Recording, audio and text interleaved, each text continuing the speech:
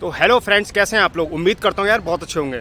तो गाइस, आज मैं आपको एक्सप्लोर कराने वाला हूँ जंतर मंतर। जंतर मंतर एक ऐसी जगह है जहाँ पे मतलब 300 साल पहले, 400 साल पहले घड़ी नहीं हुआ करती थी। तो वो इसलिए बनाई गई थी, इसके द्वारा समय देखा जा सकता था।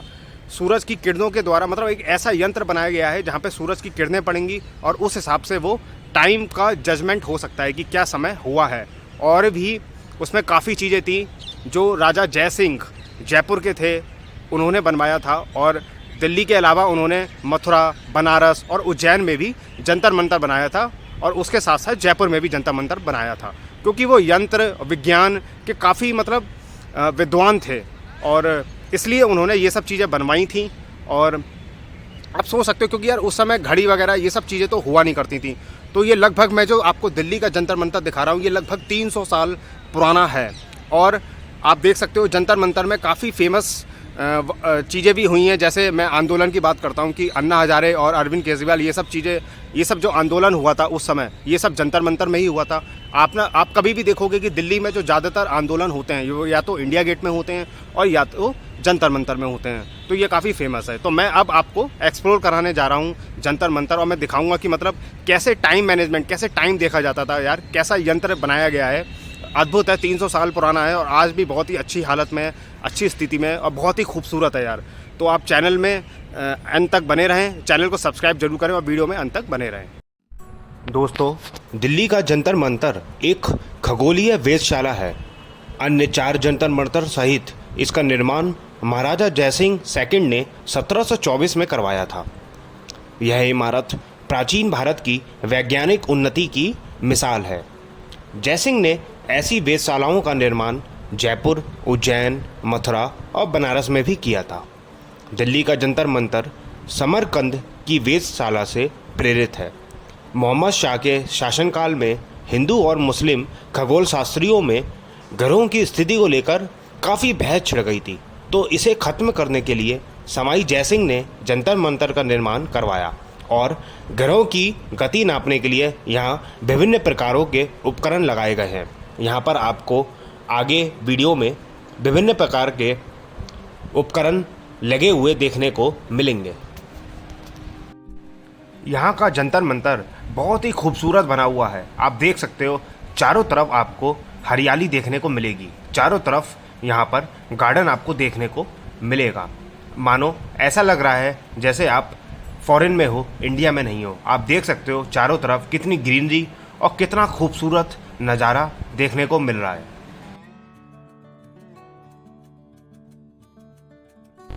दोस्तों, आइए अब हम जानते हैं यहाँ पर कौन कौन से यंत्र हैं और उसके बारे में। पहला यंत्र है मिस्र यंत्र। यह यंत्र सम्राट यंत्र से 140 फीट उत्तर पश्चिम दिशा में स्थित है और इस आकर्षक एवं असाधारण संरचना को 1982 में दिल्ली में हुए एशियाई खेलों का प्रतीक चिन्ह बनाया गया था।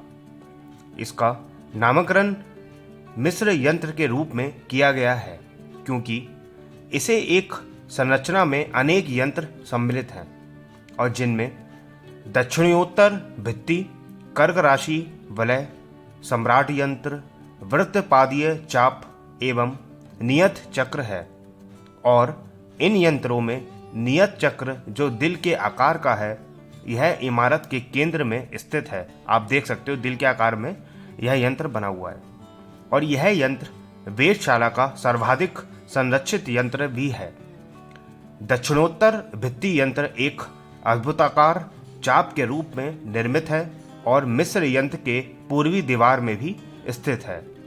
कर्क राशि वलय मिस्र यंत्र के उत्तरी दीवार पर एक विस्तृत क्रमिक वृत्त के रूप में उत्कीर्ण है और यह यंत्र वर्तमान में मग्न स्थिति में है एवं इसके अधिकांश चिन्ह लुप्त हो चुके हैं। काफ़ी जो चिन्ह थे वो अब लुप्त हो चुके हैं और इस दीवार में मूलतः एक दरवाज़ा निर्मित था जिसे वर्तमान में बंद करके 2 खिड़कियों का प्रावधान भी किया गया है। जो इसमें दरवाजे थे वो अब बंद कर दिए गए हैं और इसका प्रयोग संभवतः खगोलीय पिंडों का देशांतर नापने के लिए किया जाता था।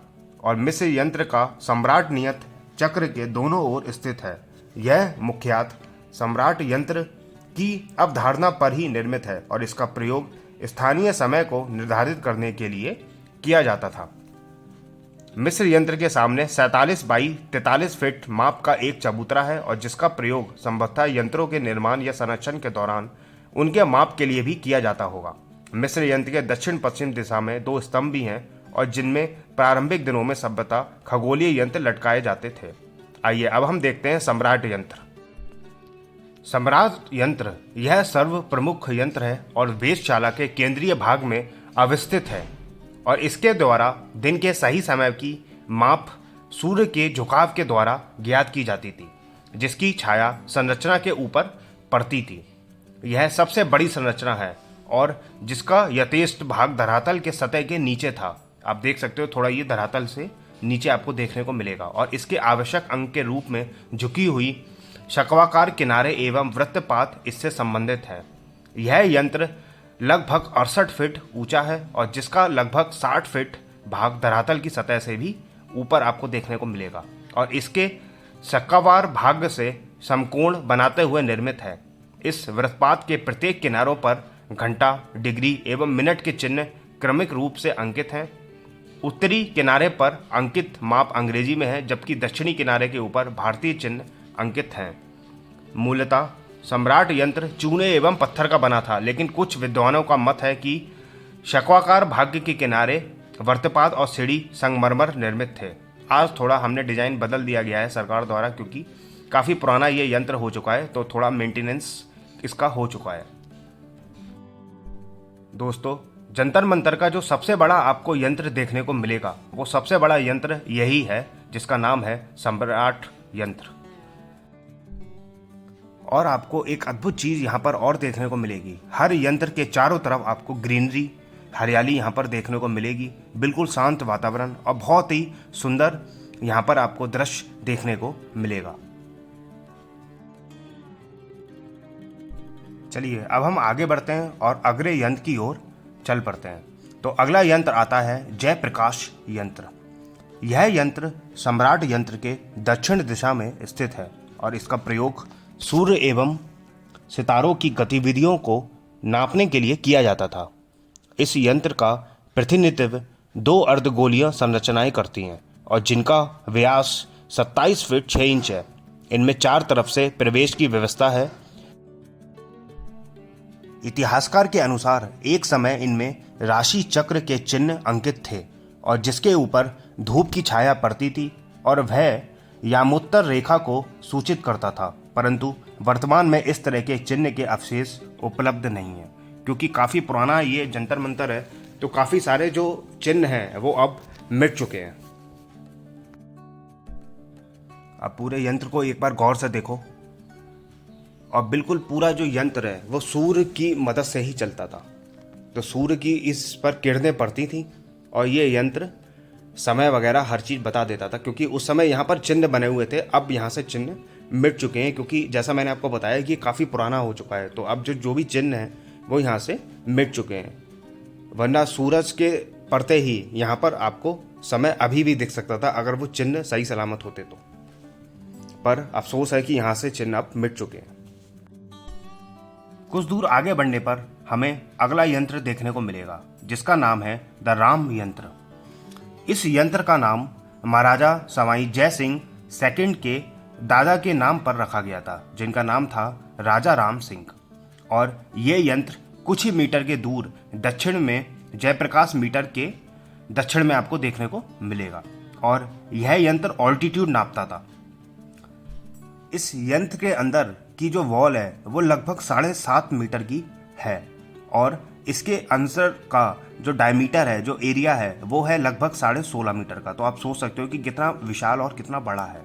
इसके अंदर एक सेंट्रल पिलर भी है, वो भी उसकी भी लंबाई लगभग 7.5 मीटर की है।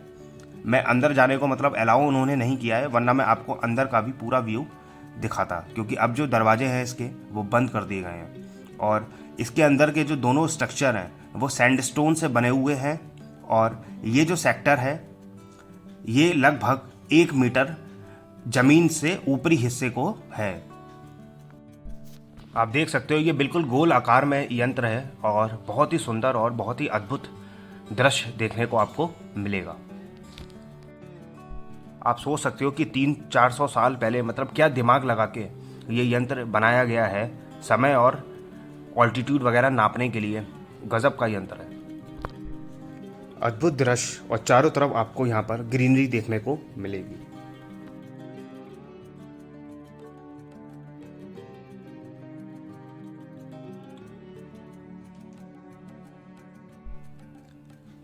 जंतर मंतर केवल यंत्र के नाम से ही मशहूर नहीं है, बल्कि यहाँ पर आपको काफ़ी आंदोलन देखने को मिलेंगे। इतिहास यही कहता है कि यहाँ पर अन्ना हजारे आंदोलन भी हुआ था, जो मतलब देश की सत्ता की जड़ें हिला देने वाले अन्ना हजारे ने अपने आंदोलन की शुरुआत भी अप्रैल 2011 में यहीं से की थी।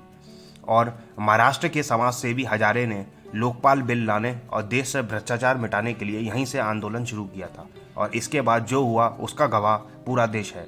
अन्ना हजारे के इस आंदोलन से देश को कई नेता मिले, तो कई इस आंदोलन से नए समाज सेवियों का भी जन्म हुआ। तो फ्रेंड्स, कैसा लगा आपको जंतर मंतर दिल्ली का?